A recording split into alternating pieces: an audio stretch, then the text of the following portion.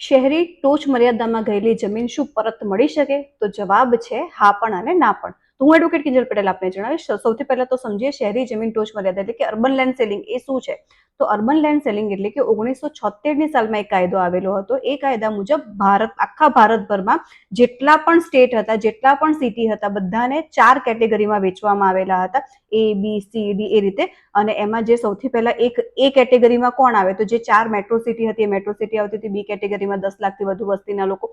આ રીતે જે 4 કેટેગરીમાં વેચેલા હતા એ મુજબ કેવું હતું કે જે જગ્યા ઉપર એટલે કે શહેરી જમીન હોય તો શહેરીમાં તમે 1000 ચોરસ મીટર ઉપર કોઈ પણ એક વ્યક્તિ કે એક પરિવાર એ જમીન ધારણ ના કરી શકે.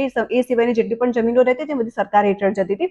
તો એ સંજોગોમાં પછી 1999ની સાલમાં એક નવો બીજો રિપીલ એને એ જ કાયદાને રિપીલ કરતો એક બીજો એક્ટ આવ્યો.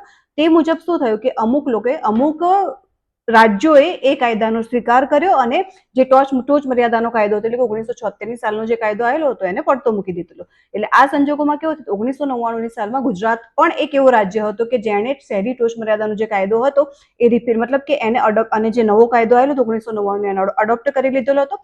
તે મુજબ 1999 પછી કોઈ પણ જગ્યા એટલે કે ટોચ મર્યાદા હેઠળ આવતી હોય તો શહેરીમાં એ લાગુ પડતું ન હતું. પરંતુ 1976ની સાલમાં અને 1976થી 99ની સાલની વચ્ચે પણ ઘણી બધી જમીનો હતી કે જે ટોચ મર્યાદા હેઠળ ફાજલ જતી રહી. એ જમીનો પરત મેળવવી હોય તો શું કરવાનું? એ જમીનો જો પરત મેળવવી હોય તો તમારે એક જ વસ્તુ હોય તમે પરત મેળવી શકો.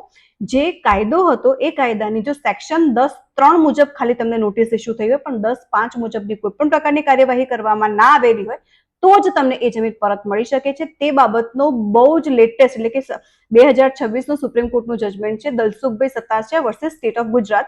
તેમાં સ્પેસિફિકલી લખેલું છે કે જો 10(3)ની તમને નોટિસ આપવા પણ 10(5) મુજબ પ્રોસેસ પૂરી કરવામાં આવેલી નથી તો એ સંજોગોમાં એ ટોચ મર્યાદાની જમીન તમને પાછી પણ મળી શકે છે. કાયદાને રિલેટેડ આ જ પ્રકારની જાણકારી તમને આગળ પણ મળતી રહેશે તો જોડાઈને રહેજો. જય ભારત, જય ગરવી ગુજરાત.